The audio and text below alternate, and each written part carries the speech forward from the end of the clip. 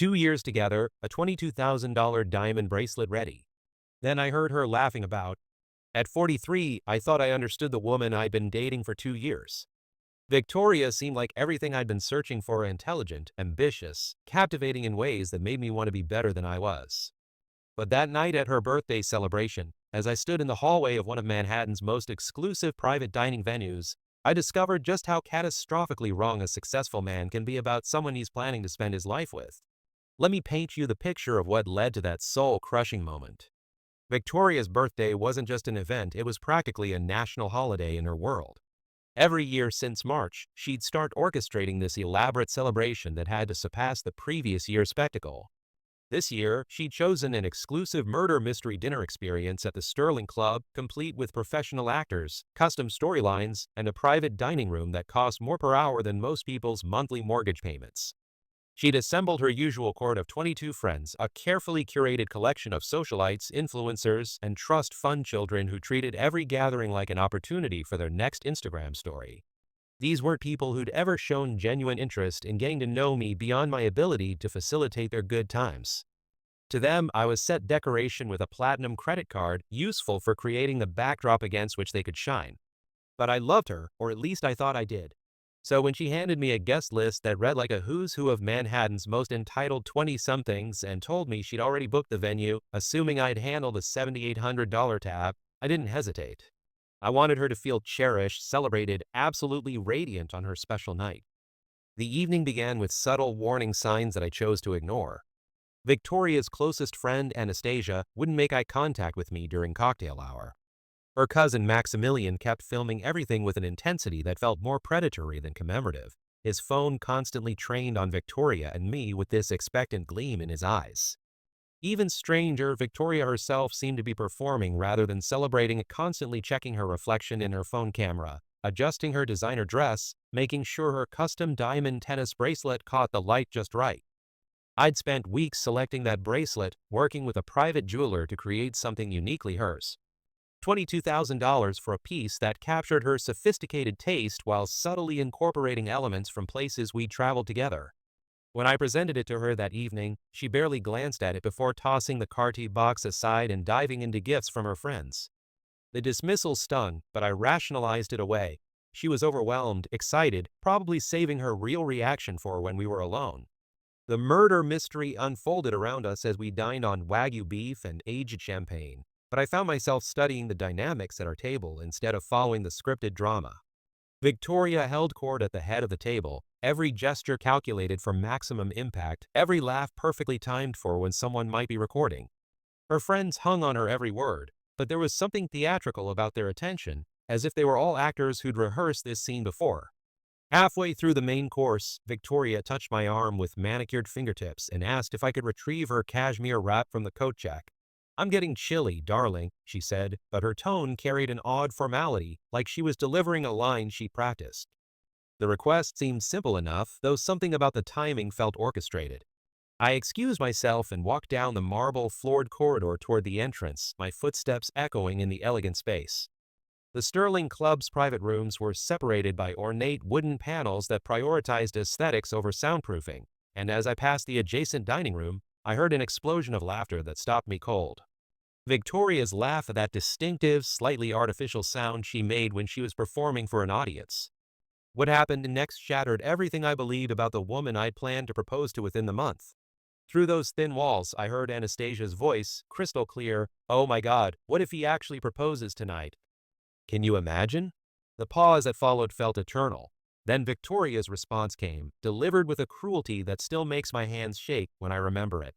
"If that pathetic fool actually gets down on one knee tonight, I'll let him make a complete spectacle of himself. I'll let him grovel and look absolutely desperate, and then I'll destroy him right there in front of everyone. He deserves it for thinking someone like him could ever be in my league." The worst part wasn't just her words, it was the genuine pleasure in her voice, the way she savored each syllable of my imagined humiliation. This wasn't a joke among friends. This was gleeful anticipation of psychological warfare. Someone else, sounding like her cousin Maximilian, chimed in, "You have to get this on video. This is going to be incredible content." "Already handled," Victoria replied with the efficiency of a predator who'd been planning this hunt for months. I told Max to have his phone ready. We're going to capture every second of his pathetic little proposal and my beautiful rejection. The internet is going to lose their minds over this. I stood frozen in that hallway, cashmere wrap forgotten in my hands, as her entire friend group dissolved into laughter over the prospect of my public humiliation. These people I'd spent thousands of dollars entertaining, whose drinks I'd bought, whose lifestyle I'd subsidized, they were all in on turning what they assumed would be the most vulnerable moment of my life into their entertainment. The betrayal hit me in waves. First, the immediate shock that the woman I loved viewed me with such contempt. Then the realization that our entire relationship had been an elaborate performance on her part. Finally, the crushing understanding that I'd been carefully positioned as the fool in a drama where everyone else knew the script except me. But here's what Victoria and her pack of vultures didn't understand about successful men who've built their wealth through strategic thinking. We don't just get mad. We get methodical.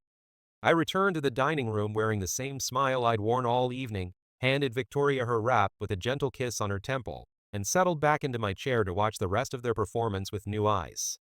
Every glance between conspirators, every barely suppressed smirk, every time Maximilian reached for his phone, I cataloged it all while maintaining perfect composure. When the murder mystery concluded and the evening wound down, I played my part flawlessly.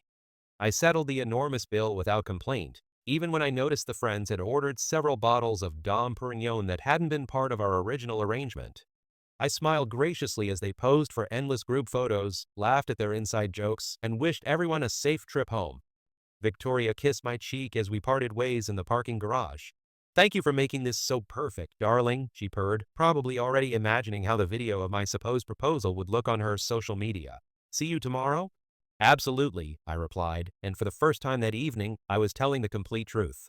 The next morning, while Victoria was probably still congratulating herself on her masterful manipulation, I began implementing a response that would teach her and her friends a lesson about underestimating their betters. My first call was to the Sterling Club's management. As it turned out, the additional charges from the previous evening, those extra bottles of champagne, the premium coffee service they'd ordered after I left, and remarkably, several $100s in damages to their antique furnishings had all been automatically charged to my account as the primary guarantor. But here's where having excellent credit and a long-standing relationship with luxury establishments pays dividends. I was able to contest every charge incurred after my departure. Within 2 hours, the entire outstanding balance had been transferred to Victoria's name as the event organizer. The Sterling Club's billing department was remarkably efficient when dealing with disputed charges, especially when the disputing party was a platinum member who'd spent over 6 figures at their establishment in the past year. My second call was to Kartik, where I'd commissioned Victoria's tennis bracelet. Custom jewelry orders, it turns out, can be canceled up until the moment of final delivery, regardless of how much preliminary work has been completed. The $22,000 bracelet that I'd planned to give her as a symbol of our future together was instead returned to their vault, with only a modest cancellation fee deducted from my refund. But the most satisfying call was to my private investigator. Yes, successful people have resources that others don't. I'd originally hired him to conduct a standard background check before I proposed, just due diligence on someone I was considering making my wife. Now, I asked him to expand his investigation into Victoria's financial situation and social media presence. What he discovered was illuminating. Victoria's lifestyle, the designer clothes, the luxury apartment in Soho, the constant stream of high-end restaurants and exclusive events was funded almost entirely by a rotation of wealthy men who believed they were her boyfriend. I was simply the latest in a series of successful professionals who'd been carefully cultivated to subsidize her influencer lifestyle while she treated them as content for her social media empire. The investigator had screenshots of group chats where she'd discussed previous relationships with the same cold calculation she'd used when planning my humiliation. Each man had been systematically drained of resources and social capital before being discarded when someone wealthier came along. The murder mystery birthday dinner wasn't just meant to humiliate me, it was meant to be the viral moment that would catapult her to influencer stardom. By noon the next day, Victoria was dealing with a crisis she hadn't anticipated. The Sterling Club was demanding payment for the outstanding balance, her friends were realizing they'd be responsible for charges they couldn't afford, and the custom jewelry she'd been expecting to receive had vanished into thin air. Her first text arrived at 12:47 p.m. "Darling, there seems to be some confusion with the billing from last night. Could you call the restaurant and sort this out?" I replied with surgical precision. "I paid for my portion of the evening. Everything after my departure is your responsibility." What followed was a masterclass in watching someone's carefully constructed world crumble in real time. Victoria's friend group, faced with substantial bills they couldn't afford and a venue demanding immediate payment, began turning on each other with remarkable speed. The group chat I was no longer part of became a battlefield of accusations and blame, with screenshots forwarded to me by mutual acquaintances who were fascinated by the drama. Anastasia accused Victoria of promising to cover charges she couldn't afford. Maximilian demanded reimbursement for the premium liquor he'd ordered under my name. The influencer friends who'd posed for endless photos suddenly found themselves responsible for damages to furniture they couldn't remember breaking. Victoria's attempts to maintain control of the narrative were spectacular failures. She tried calling me repeatedly, leaving increasingly desperate voicemails that ranged from confused to angry to pleading. When I finally answered on the fourth day, her composure had completely shattered. "You're destroying my reputation," she sobbed into the phone. "My friends think I'm a liar, the venue is threatening to ban me, and everyone's blaming me for this mess." "That's unfortunate," I replied with the calm detachment I'd perfected in boardroom negotiations. "But I'm curious, what happened to that video you were planning to take of my proposal?" The silence on the other end of the line was absolute. In that moment, she realized that I knew. I'd heard every word of her calculated cruelty, witnessed every detail of her planned betrayal, and instead of giving her the emotional response she'd expected, I'd responded with strategic precision that left her completely powerless. We weren't really going to, it was just a joke," she stammered, "but we both knew the truth." "The funniest part," I continued, "is that you thought you were playing chess while I was playing checkers. But successful people don't achieve success by being naive about human nature. We achieve it by recognizing threats and neutralizing them efficiently." Over the following weeks, the consequences of Victoria's actions rippled through her social circle with devastating effectiveness. The Sterling Club, faced with unpaid bills and damaged property, banned her entire friend group from future events. The exclusive venues where they'd built their social media presence suddenly became inaccessible. More importantly, word spread through Manhattan's social scene about Victoria's manipulative tactics.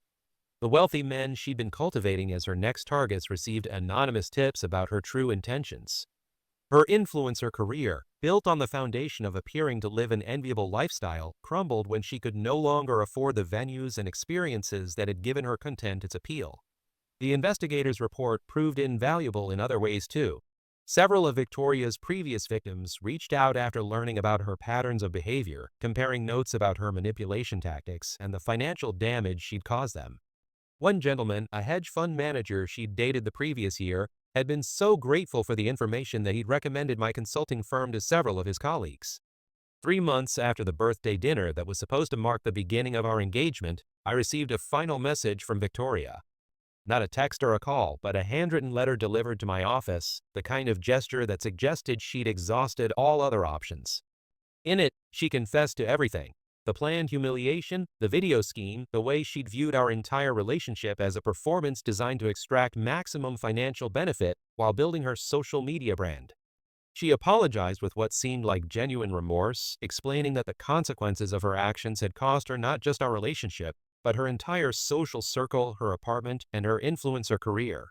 She begged for forgiveness, not for reconciliation, but simply so she could move forward with her life without the weight of what she'd tried to do to me. The letter was well written, emotionally intelligent, and completely irrelevant. Because here's what people like Victoria never understand about people like me. Success isn't just about building wealth or achieving professional goals. It's about recognizing value and protecting it from those who would exploit or diminish it. A person who would orchestrate public humiliation for social media content isn't someone experiencing a momentary lapse in judgment. They're someone whose fundamental character is incompatible with trust, respect, or genuine partnership. I never replied to her letter. Instead, I framed it and hung it in my home office, not as a trophy of revenge, but as a reminder of the importance of judging people by their actions rather than their words. It serves as a lesson that no matter how sophisticated someone appears, how beautifully they speak, or how perfectly they seem to fit into your life, their true character reveals itself when they think no one important is watching. The whole experience taught me something invaluable about relationships and human nature. The people worth investing in are those who treat you with consistent respect, even when they think no one else will know. They're the ones who protect your dignity rather than seeking to exploit your vulnerabilities. They understand that real partnership means building each other up, not tearing each other down for public entertainment. 6 months later, I met Sarah, a cardiovascular surgeon who'd never heard of Victoria or her social circle. Our first date was coffee at a bookstore cafe that cost $12 total. She was brilliant, ambitious, and most importantly, she was genuine. When she laughed, it was because something was actually funny, not because someone was filming. When she complimented me, it was because she meant it, not because she was building toward asking for something. We've been married for 8 months now, and I can honestly say that Victoria's betrayal was the best thing that ever happened to me. Not because I enjoyed the revenge, though I admit there was a certain satisfaction in watching someone face the natural consequences of their choices, but because it freed me from a relationship that would have ultimately destroyed my ability to trust and love authentically. Sometimes the universe protects us from mistakes we're about to make by showing us exactly who someone really is when they think we're not paying attention. The key is having the wisdom to listen and the strength to act on what we discover. As for Victoria, I heard through mutual acquaintances that she eventually moved back in with her parents in Connecticut and started working at a marketing firm. No more influencer lifestyle, no more exclusive events, no more wealthy men to subsidize her champagne taste. Just the reality of building a life based on actual work rather than manipulation. I hope she learned something from the experience, but honestly, that's not my concern anymore. My concern is building a life with someone who values authenticity over performance, substance over style, and genuine connection over social media content. The funny thing about revenge is that the sweetest form isn't dramatic confrontation or elaborate schemes. It's simply refusing to play the role someone has assigned you and building something better without them. It's living well while they face the consequences of their choices and finding genuine happiness with someone who sees your worth rather than your wallet. If you've ever been in a situation where someone you trusted tried to make you the punchline of their joke, remember this: you don't owe anyone your dignity.